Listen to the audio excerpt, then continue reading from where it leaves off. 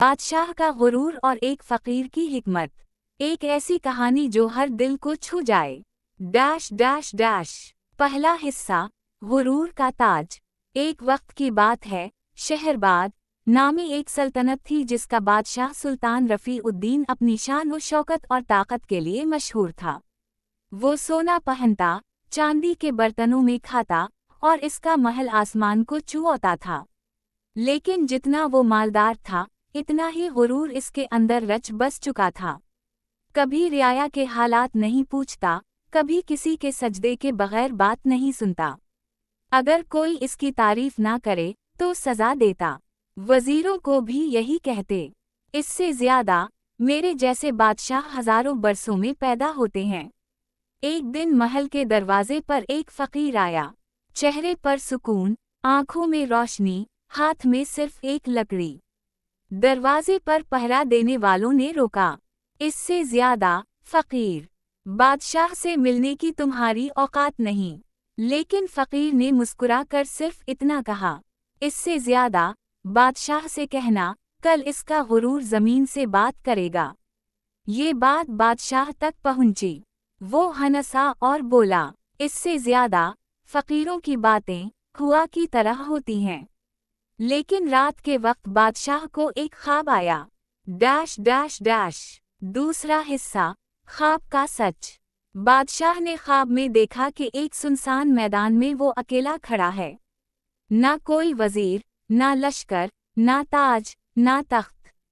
अचानक जमीन लरजने लगती है और एक आवाज आती है, इससे ज्यादा तो कौन है?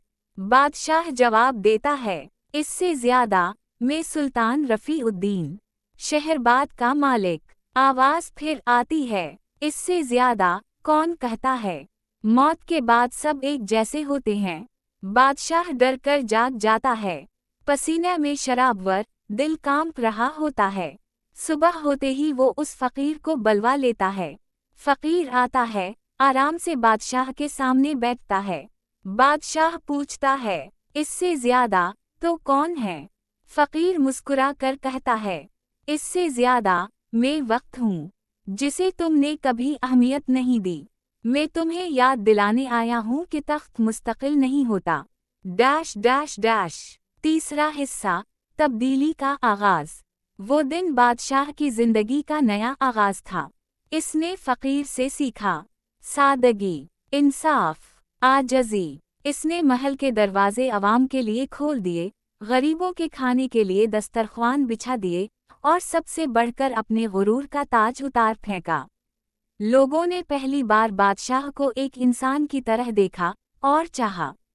बादशाह अक्सर कहता, इससे ज्यादा मैं वो सुल्तान हूँ जिसने हिकमत एक फकीर से सीखी है और सुकून आजजी में पाया है। Dash dash dash. इख्तिताम, वक्त का पैगाम। सालों बाद जब बादशाह फौत हुआ तो उसकी कब्र पर एक सादा सा कुत्तबा लिखा गया, इससे ज्यादा ये वो बादशाह है जिसने सीख लिया था कि इक़्तिदार फ़ानी है, लेकिन किरदार हमेशा जिंदा रहता है।